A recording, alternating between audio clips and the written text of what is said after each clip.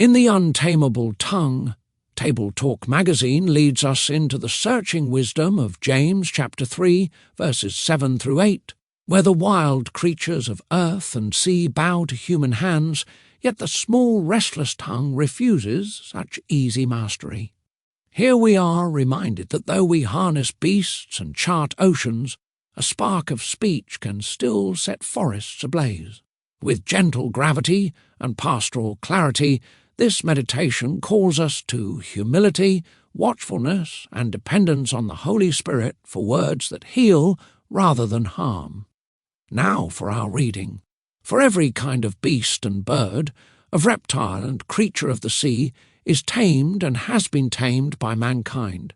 But no man can tame the tongue. It is an unruly evil full of deadly poison. James chapter 3, verses 7 through 8. Our words, James tells us, can direct the course of our lives and others' lives, and they also have incredible power to destroy.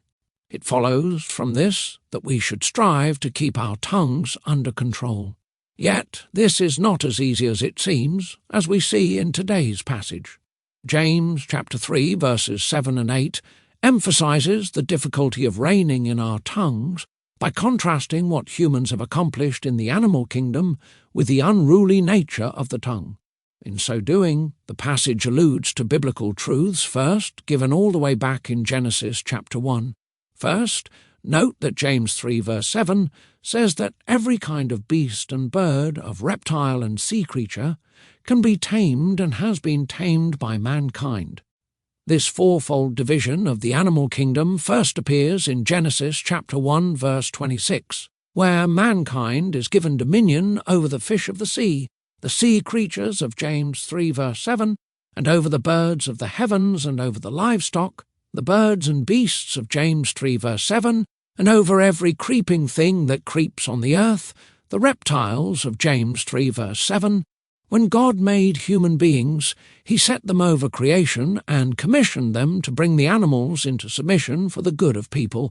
James's point is that human beings have largely fulfilled and are continuing to fulfill this task.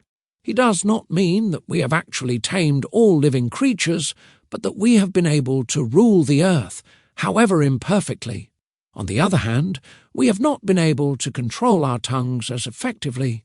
In fact, our tongues are restless evils and full of deadly poison. There may be a subtle allusion to a snake here, especially one poised to strike, recalling the serpent in Eden and the first sins of speech in human history. In any case, James reminds us that fully taming the tongue cannot be accomplished, at least not by our own efforts. Mankind can tame the animals without outside help, but we need the aid of the Holy Spirit to control our tongues. Matthew Henry comments, "The apostle does not intend to represent taming the tongue as a thing impossible, but as a thing extremely difficult, which therefore will require great watchfulness and pains and prayer to keep it in due order. Not only does it need to be watched and guarded and governed as much as an unruly beast or a hurtful and poisonous creature, but much more care and pains will be needful to prevent the mischievous outbreakings and effects of the tongue. That our tongues can't be tamed means that we must keep them under watch, never thinking that we have arrived and that no more effort is required to control our speech. Let us keep watch over our tongues, asking the Holy Spirit to enable us to utter only edifying words. This concludes our reading. Thank you for listening.